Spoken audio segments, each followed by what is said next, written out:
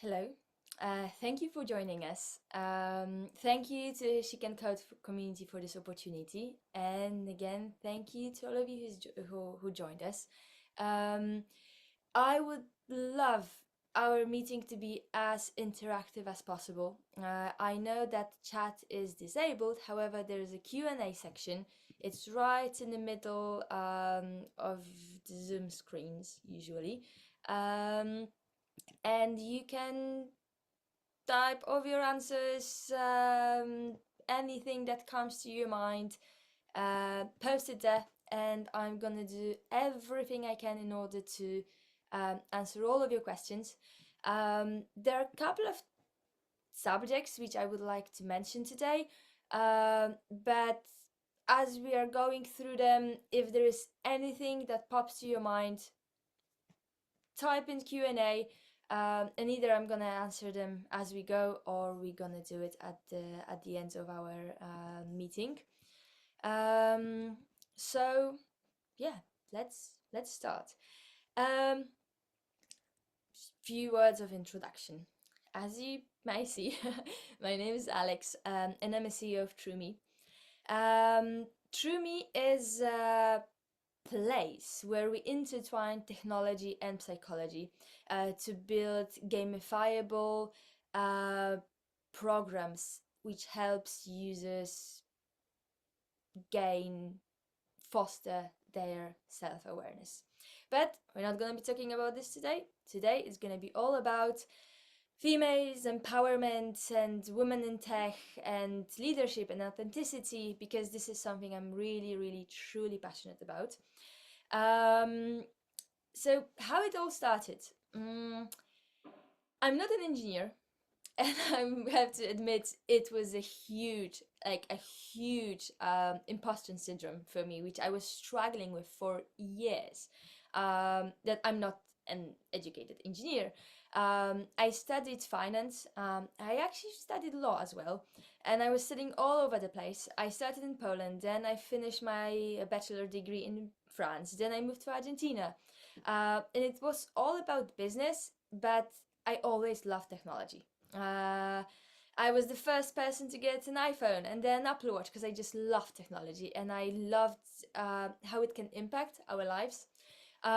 So my I entered professional space. I started working in technology in early 20s, because my background, as you already know, is in business. I wanted to be a management consultant. And I got my favorite, my beloved, long-waited job in London as a management consultant.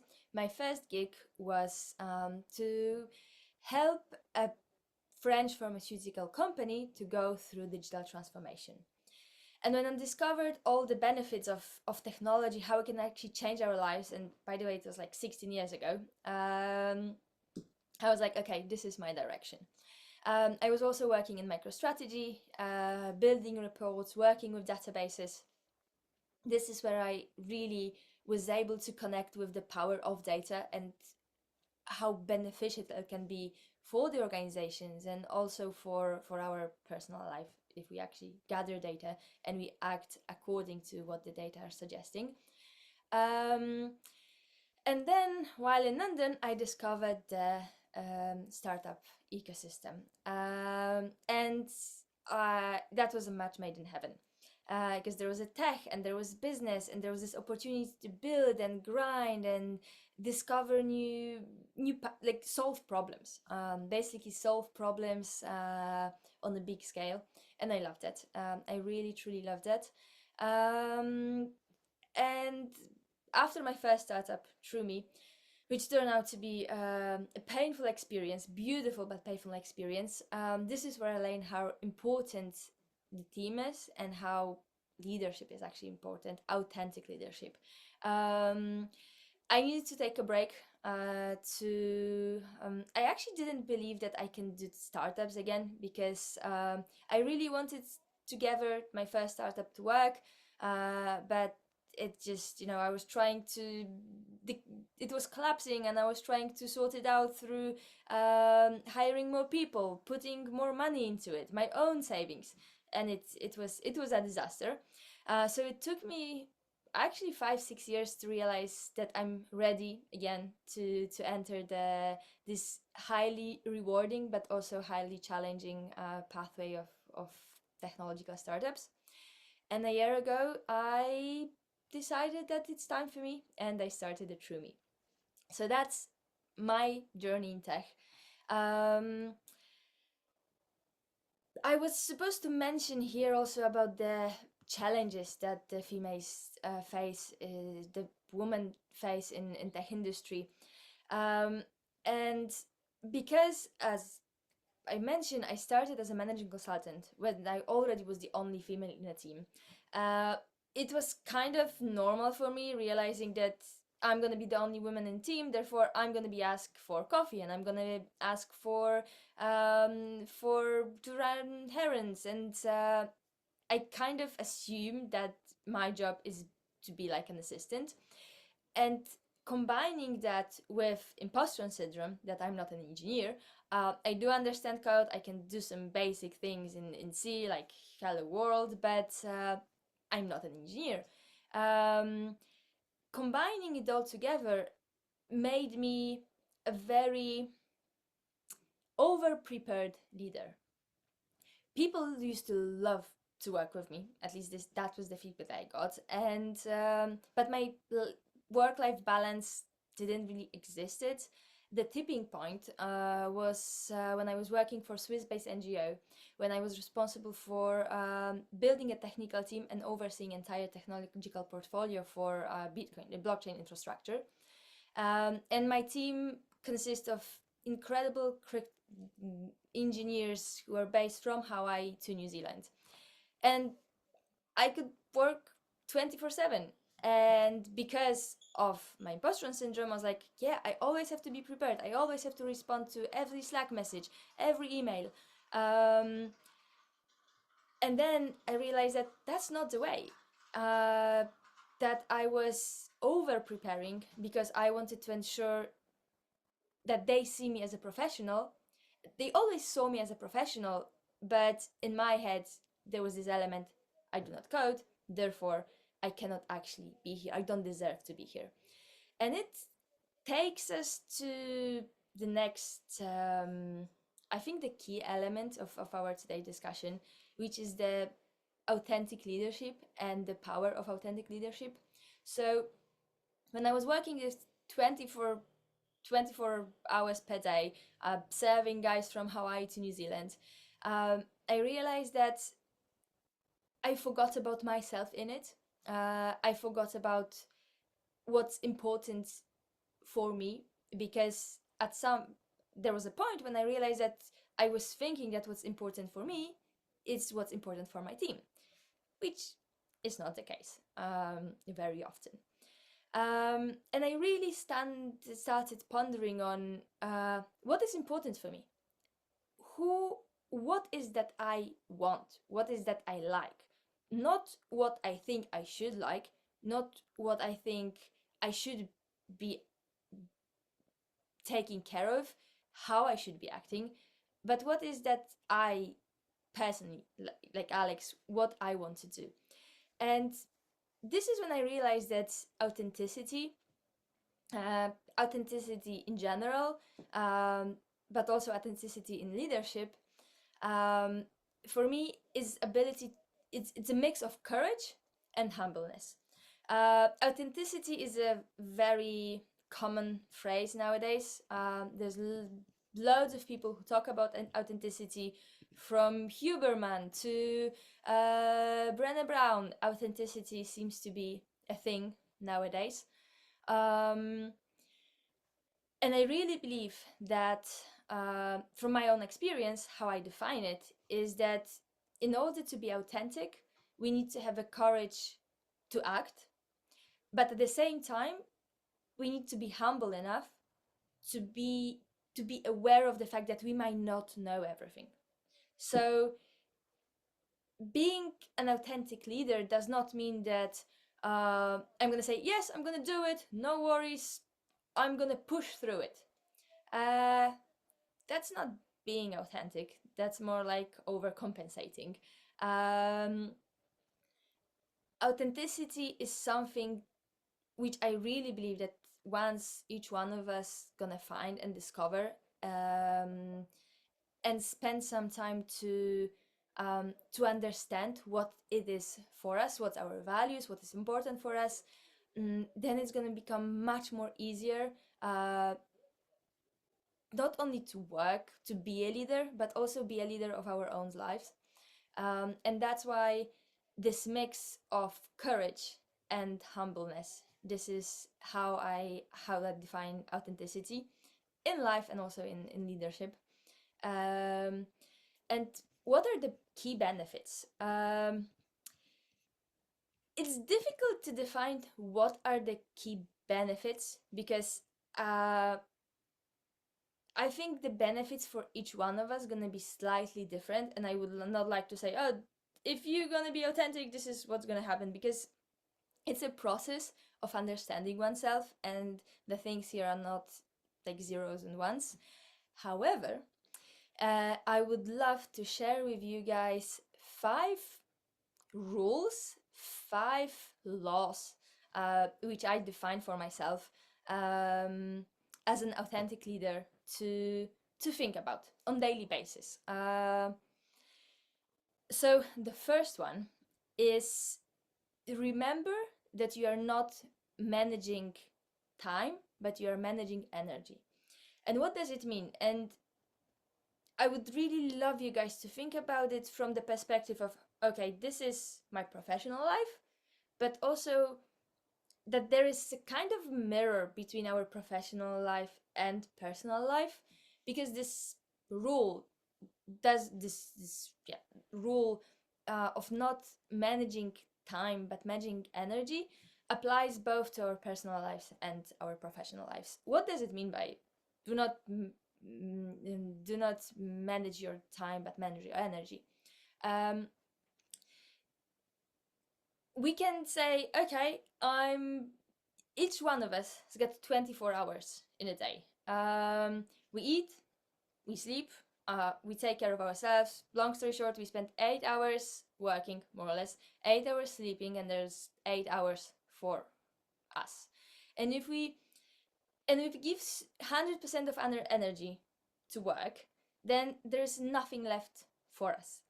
And I'm not saying it's bad and I'm not saying it's good. I'm just highlighting that it's important from the perspective of oneself to ask ourselves a question. Okay, do I want to commit 100% of my energy to work? And that might be, of course, great. Like in this very moment, this is what I'm doing. I'm giving 80% of my energy to True Me, but this is my conscious decision and I'm aware of that. And it's the same thing for when managing a team. What do you want your team to focus on?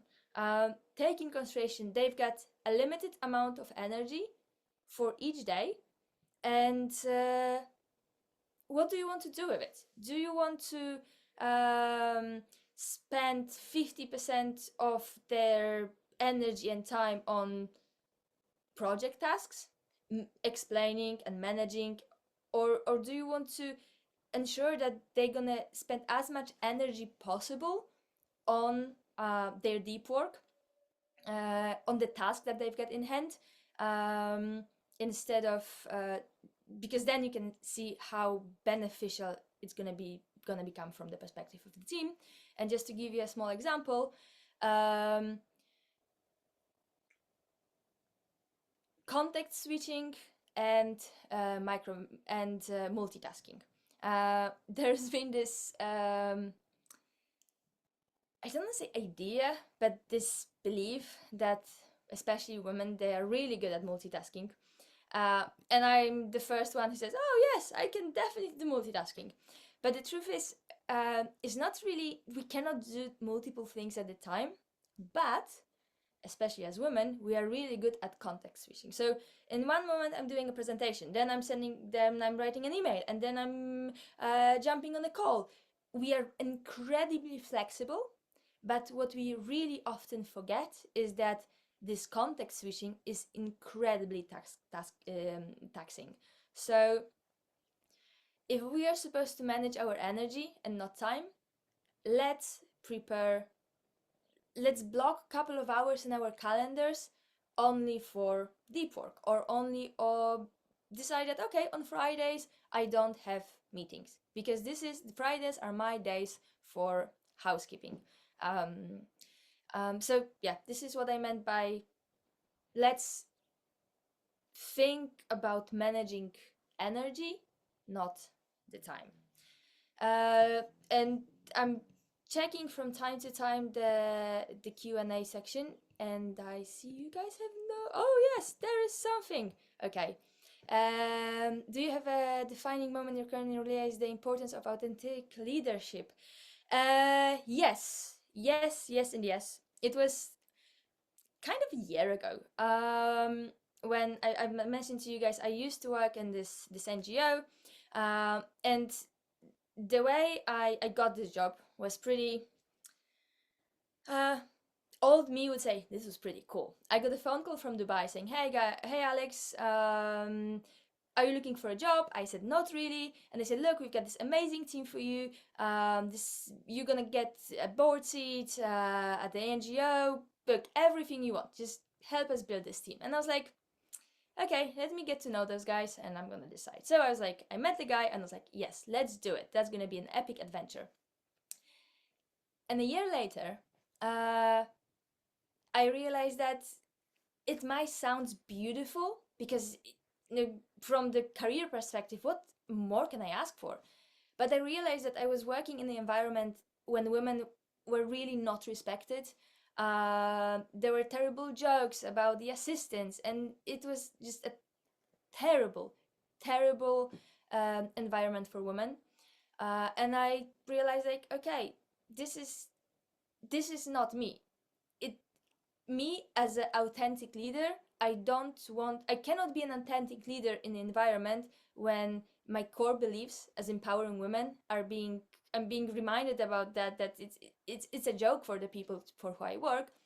And that was the moment when I'm not only realized the importance of it, but I actually acted out of this need of being true to my values, uh, and I resigned. So I hope that answered the question. And the second one, okay, but if I meant to block my calendar, then people just tend to ignore this. How do I protect my time? Any tips? Um, so in theory, if you block your calendar, if you people will not be able to book anything during that time, or if they do, and when I'm saying that, I know it sounds simple, but actually it's not that easy. Reject the invitation. Um, and this is something which I think for us women, definitely for me, and I know that for a couple of my friends as well. So I don't want to generalize it, but I realize that it is a problem somehow to stand by our boundaries and say, okay, this is what I am agreeing to, and this is what I'm not agreeing to, especially in the work environment. Um, Only a couple of months back, I actually find the courage. So I was renovating my apartment, and there was a guy who was delivering stuff for the bathrooms. And every single time I would meet with him, he would make a joke. It was like this kind of, he was trying to flirt with me, but I really didn't like those jokes because they were, I just didn't feel comfortable when he was doing that. So actually, after I think a month or two, I finally got the courage to say, "Hey, do not say that because you are making me feel uncomfortable." And I felt so proud of myself after doing that. So when it comes to protecting your time, uh, just try it. Just try to small steps. You block your calendar. This is a perfect first step. And then when someone tries to send you an invitation during your protected time, just reject, saying, can we reschedule? Uh, yeah, that would be my tip. Just try to try to really protect your time. Uh, like really, really, really, because for us women, I think that it's not that obvious, because we really want to help. Like we really want, and I think that's the most beautiful thing about women. We want to help. Like we really want to help, especially in the tech industry. We can see all those guys who are sometimes running like headless chickens, like little babies, and we just want to help them because we can find a solution and we can see the solution. But by all means, let's protect us and our own time first. I hope it helped. The AI leader. I would love to know if you've seen any impact or direct correlation between company culture. Oh, yes. So, the story which I mentioned a second ago, that I resigned from a leadership position because of the company culture, it didn't allow me to be an authentic leader. They perceived me as a very efficient human being who can sort out all their problems, because then they're gonna be sitting and making decisions and I'm just gonna be cleaning after them. So the company culture,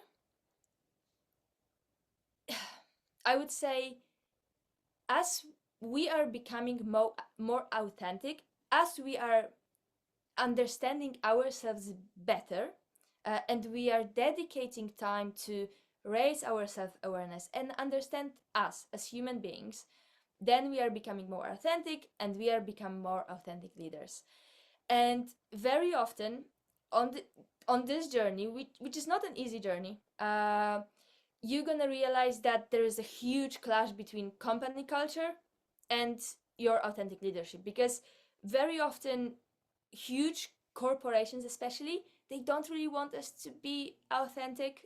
They don't really want us to stand for our grants and say, okay, I'm not gonna do it because I don't feel comfortable doing that. They prefer us to be this little thing in their huge machinery that just works the way they think we should.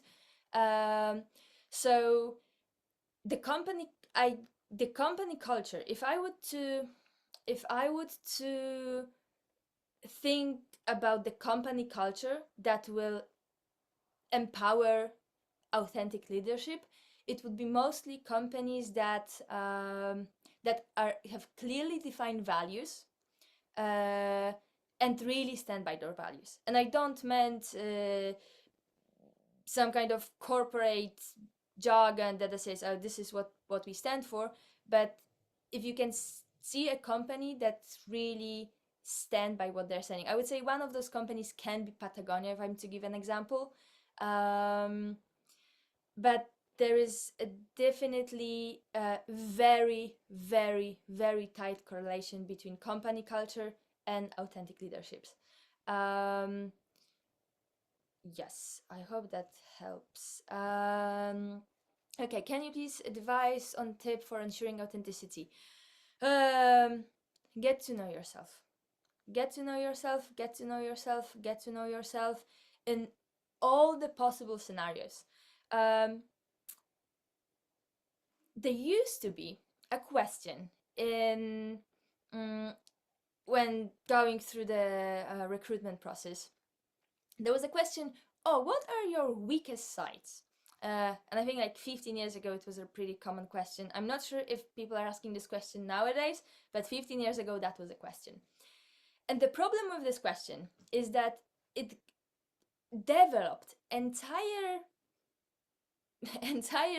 like society of workforce, which would say, oh, my weak side is that I'm a perfectionist. So it means that I'm gonna do everything on time and everything's gonna be under control. But the thing is, this little question made us feel we actually don't ask about our weak sides. Like, how many of us ask ourselves a question, how do I react when I'm stressed? Like really stressed. And when we are in our teams and people with we collaborate daily, do we have conversations like, okay, when I'm really stressed, this is how I'm gonna behave. And I can tell you, when I get super stressed, I get a little bit defensive. So when I'm like super stressed and someone gives me a new idea, I'm like, why? Right? But this is something that came from the fact that I'm I'm being able to observe myself on daily basis. Brené Brown defines it as metacognition. She says that it's ability to realize what we are thinking.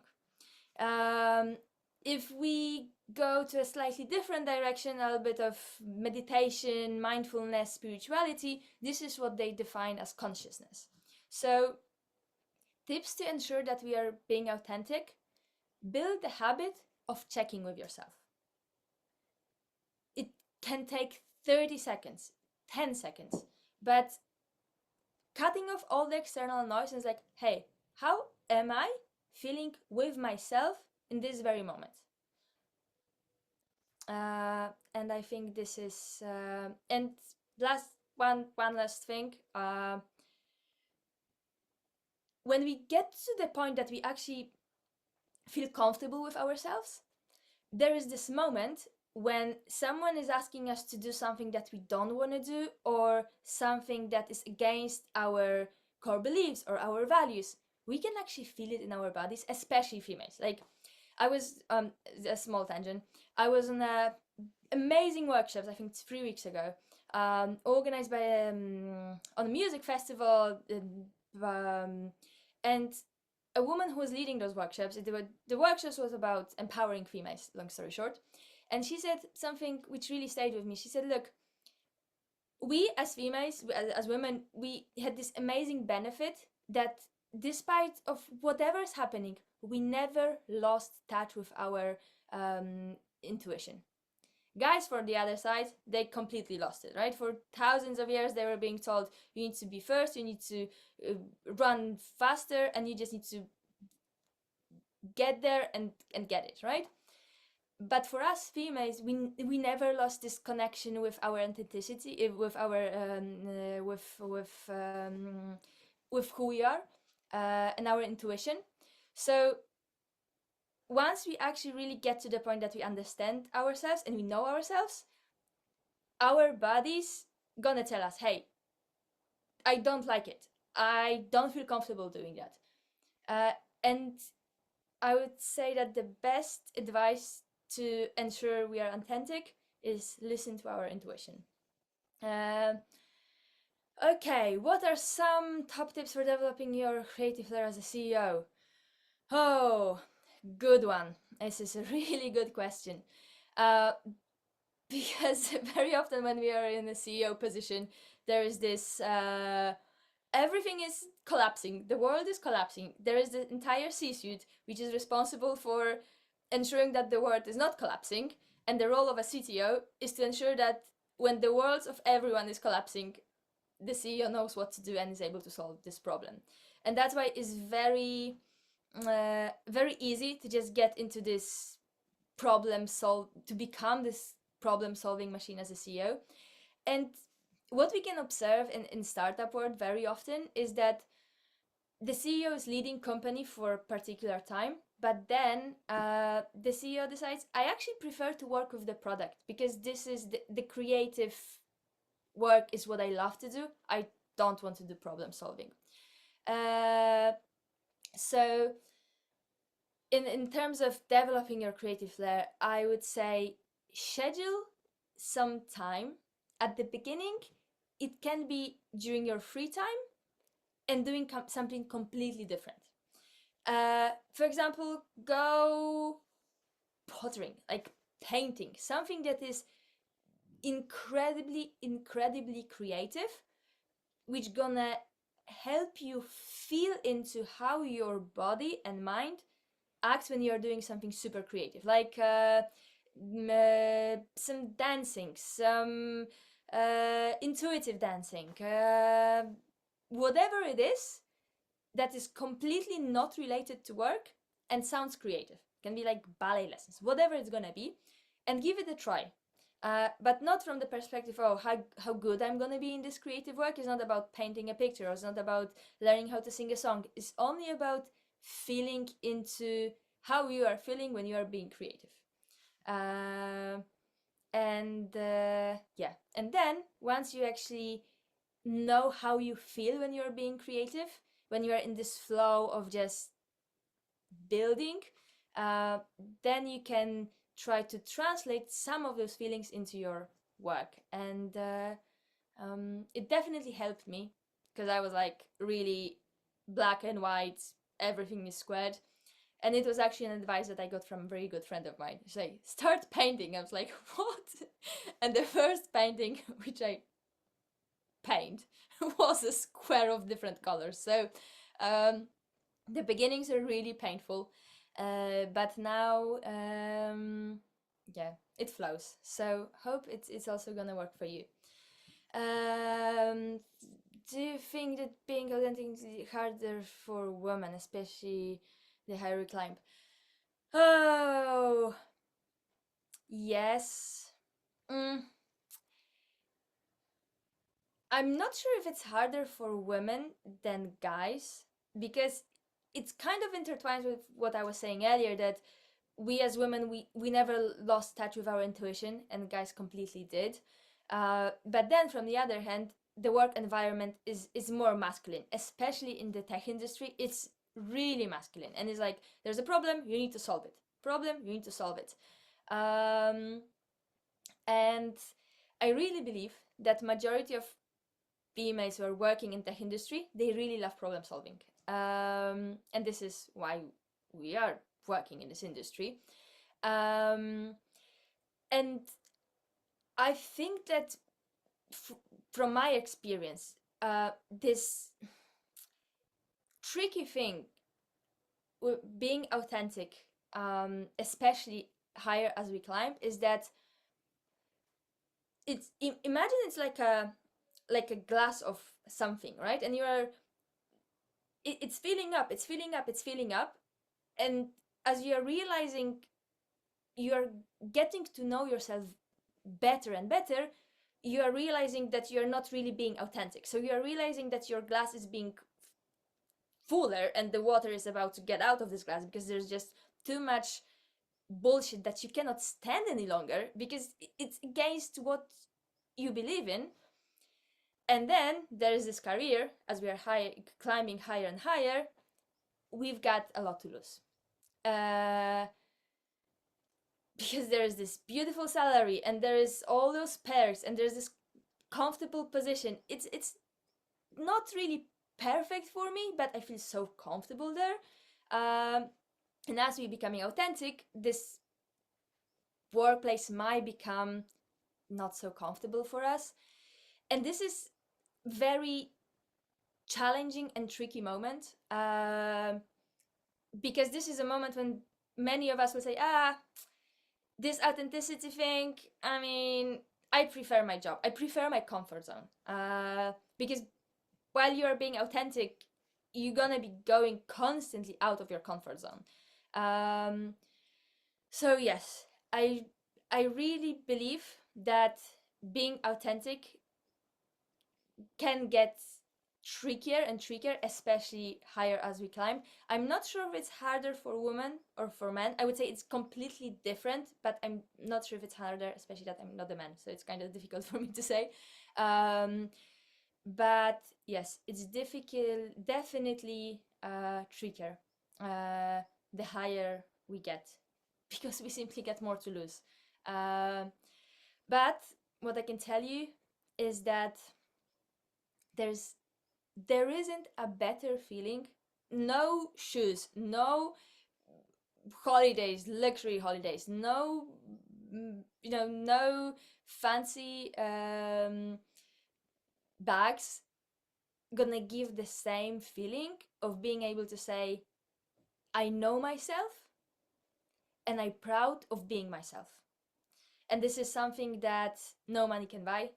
And it's coming from a person who used to believe that if she's gonna get super cool. I used to buy new shoes before board meetings because I believe that if I'm gonna walk in those shoes, everything is gonna be fine, right? So I've been there on the other side, and now going through this journey of really understanding how important it is to be comfortable with our own values and understand those values, there's no better feeling. But it's a tricky journey. It's definitely a tricky journey. I'm a team leader and I try my hardest to lead authentically. How can I get feedback from my team to see if it's effective? I don't want to come across as not knowing what I'm doing. Very good.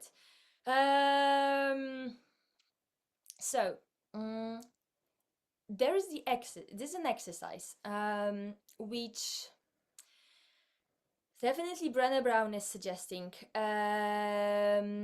Adam Grant and I think Simon Sinek. I listened to a marvelous podcast recently. The three of them were just talking about authenticity and leadership. And I guess I can send you a link to this podcast somewhere. It's really cool. I highly recommend it.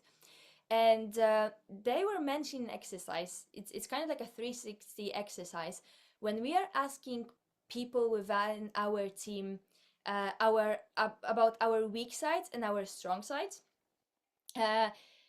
It sounds terrifying. I know. I know it sounds terrifying, but if you would run through this exercise with your team, so not only you are asking them to provide you feedback in terms of not only they are telling you what you're good at and what you're bad at, but entire team is doing it. So every single person is giving 2-3 things. It to make it easier, it cannot, you don't have to ask them about the concrete skills, but you can ask them about situations. Give me one example when I was a good team member and the one situation when I was a bad team member. And not only it's gonna make your team work much more closer, because vulnerability happens that at the end of the day we are becoming much closer, we trust each other much more. So not only your team might work better this way, but also they will provide you feedback about yourself, and you wouldn't come across like you're not knowing what you're doing, because first I 100% that you know what you're doing, that's one thing, and the fact that you're asking a question that you don't want to come across as not knowing what you're doing, it only proves the point that you definitely know what you're doing. But this exercise might be a good way to ask your team for the feedback, also give them feedback, so you will get what you want because you will get the feedback, and also the team will get closer. So I'm gonna send you guys the link to this podcast right in a few minutes. I would love to hear tips on handling conflict and disagreements. Oh, my training. Okay, good one. This is a really good one because it's really tricky. So it's all about knowing the boundaries.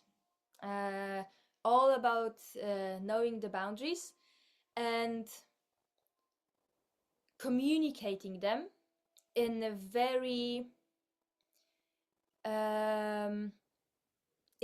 clear way. So what do I mean by that? And I'm gonna use an example actually from this podcast. Sorry, I'm mentioning for the third time, but this is really cool. So guys are giving, during the podcast, the guys are giving an example, right? That so there is a team, there's a Zoom call, and leader of a team, who is apparently a specialist, emotional intelligence specialist, is telling to this other guy, hey, when you make this face, it makes me feel like I don't want to work. And Brené Brown and Simon Sinek and Adam Graham started to laugh, because like this leader who is a specialist in emotional intelligence is trying to mention his boundaries, like, oh, when you're making this face, I don't feel comfortable. But that's the opposite of authenticity, because that's actually manipulation. For me, there's always a question: how would I like to receive such feedback? having in mind that feedback is not that we is not the mechanism to point out someone's weaknesses, but it's a mechanism to ensure that we as a team, we are stronger and we are better. It's like what we can do better instead of what mistakes have I done, uh, what we can do better, and approaching conflict or feedback exactly from this perspective, like how this situation can help us grow. And especially when it comes to conflict, um, very often people start to argue just for arguing. And there is this key element, why the key question, very useful question to ask, what are we arguing about? There's this differentiation between what are we arguing about and what are we arguing for. Because when we are arguing about is who did it, right? And when we ask this question, what are we arguing for? It's like, okay, are we trying to solve a problem or are we just playing a blaming game? So how to handle conflict, disagreement while maintaining authenticity? Ask a question. What are we arguing about and what are we arguing for? And it's gonna take you directly to the question, okay, what problem are we trying to solve? And it's gonna get easier to resolve the conflict, because it's tricky, especially that nowadays, as the example that I provide you at the very beginning, people are confused, are really confused. People are really, really confused, and conflicts tend to arise very often. I hope it helped. I'm a senior woman in tech and I have a few mentees. Do you have any tips how to get them to lead authentically? I feel like it gets easier as you get older. Yes, I fully agree with that. But I would love to encourage them earlier in their careers. First and foremost, thank you. Guys, I'm going to move slightly because I think... Oh no, that's the wrong direction. There is sun going through a window. So thank you for doing what you're doing. Thank you for... helping your mentees and helping them to lead authentically. As you've mentioned, it comes with age. How to encourage them? All the exercises around values. Ask them to first list their values, ponder on what are their values, because majority of us don't actually know. And then the exercises, how those, not the exercise, questions, just ask them questions. How do they see that what are the values in their life and what are the values in their work life? Are they aligned? Because they should be aligned. Like this is when we are being authentic, when we have the same values in our personal life as in our public life. Because if we've got different standards for different areas of our lives, it means that there's something not really aligned with our authenticity. So definitely encourage them to check if they have the same values in all areas of their lives, and see the benefits of it, because maintaining two personas, so being a different person at work and being a different person in life, is very taxing from the perspective of energy. Like, managing time and energy when we need to be a different person at work and different person at home, it's really exhausting. And I think if they can realize it earlier in their careers, how exhausting it is if you're putting this suit on and you're pretending to be someone you're actually not, might help them to become to lead authentically in the younger age, whatever younger age I mean. Hope it helped. How do you see the concept of authenticity evolving in the next 5 to 10 years? Oh, really good questions. Guys, by the way, questions are awesome. I love them. Thank you, and thank you for all of them. Amazing. So, and this is like, I'm like super optimistical. I'm a huge optimist. Like, I always see everything that my glass is always full. So let's take that into consideration when I'm going to be answering this question, because it's more like my wishful thinking. I How I would really love the authentic leadership evolving in the next 5 to 10 years, and it's all about the groundwork. So a small tangent. When I was working as a management consultant, I was also responsible for driving change within organizations. And there was this concept of teal organization and servant leadership and all those beautiful, beautiful, beautiful concepts. And I was in my mid 20s.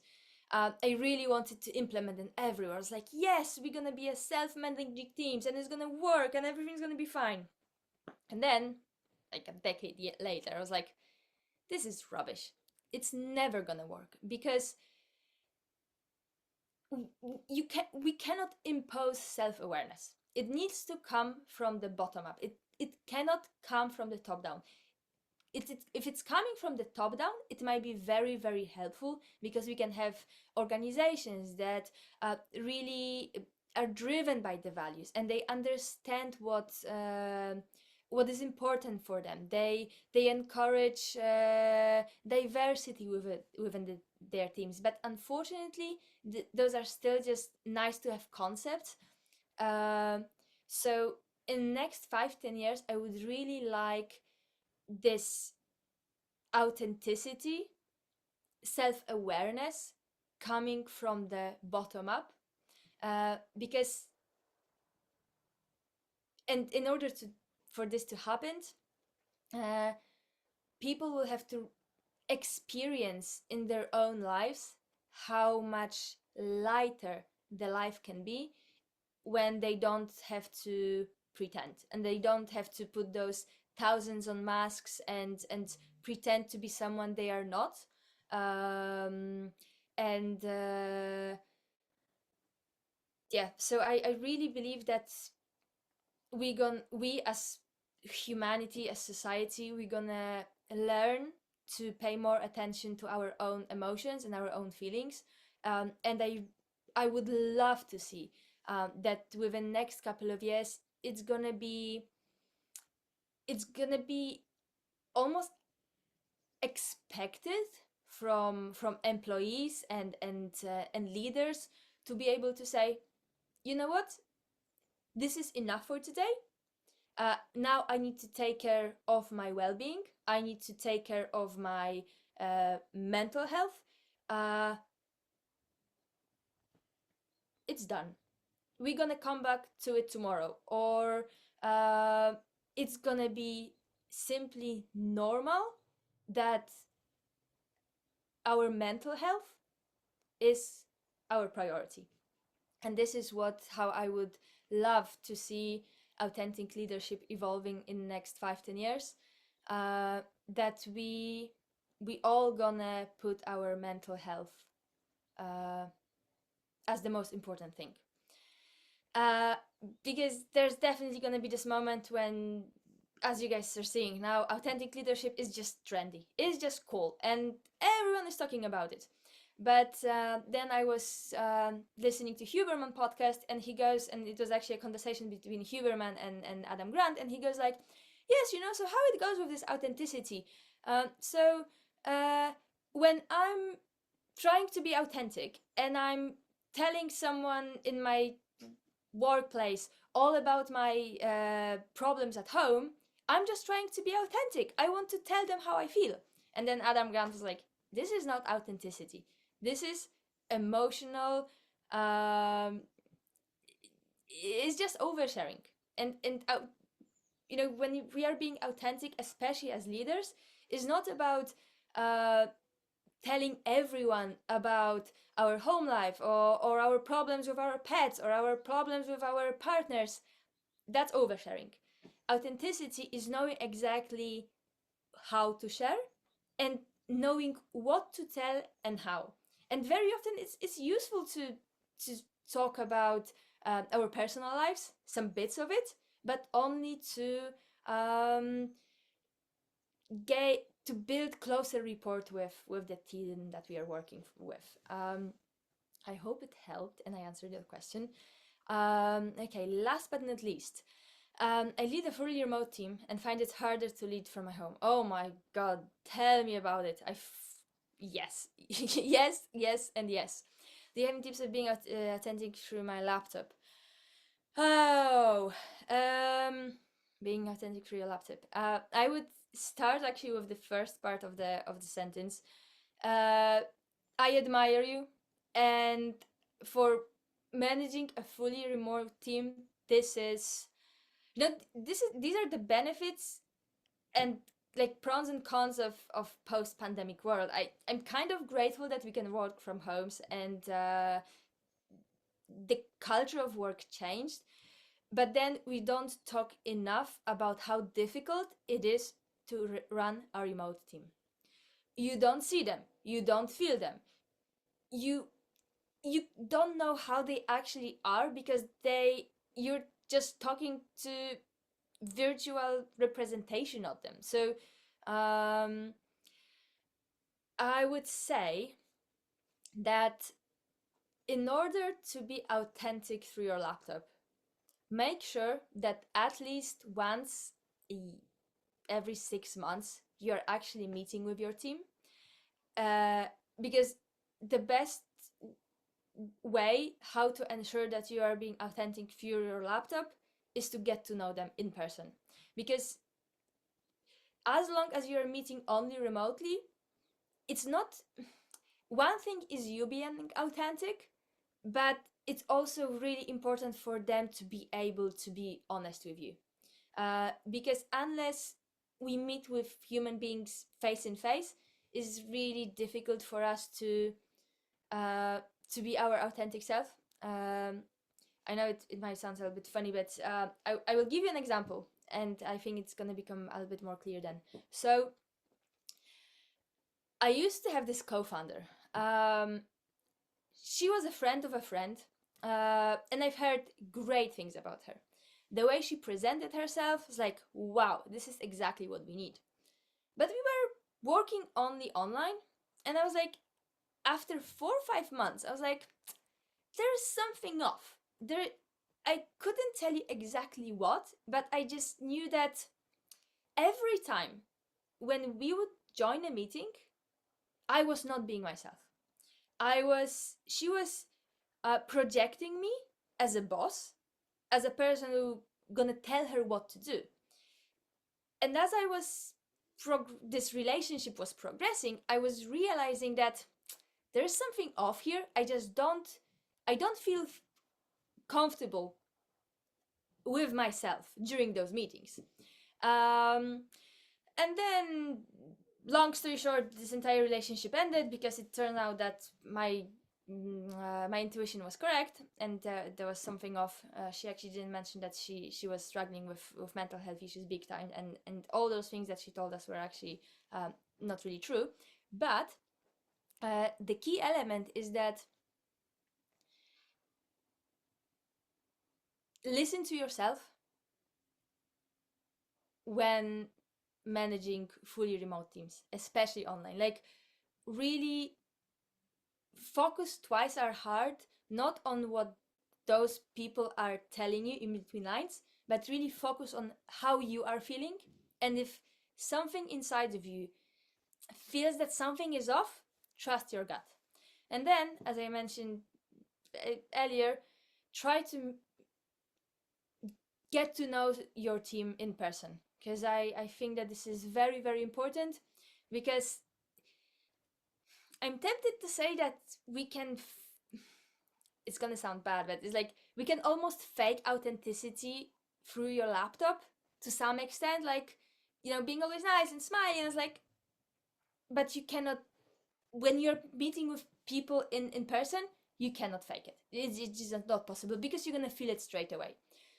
So listen to yourself, listen to yourself, listen to yourself, and get to know them. Meet with your remote team, and I think it's gonna be very, very useful. I think I answered all the questions. And I think we are almost at the end of our webinar. And I think it's actually much cooler than we did the Q&A session than me just telling you about some experiences of my life. So guys, if there is anyone who would also still would like to ask a question but didn't have a chance to ask them, or is not sure if the question should be added or not, this is a perfect time. Or if any one of you would like to reach out and have any questions in the future, would like to ask questions which I'm not gonna respond to here, send me a message, reach out to me on LinkedIn, email, however you guys, whatever's most comfortable for you.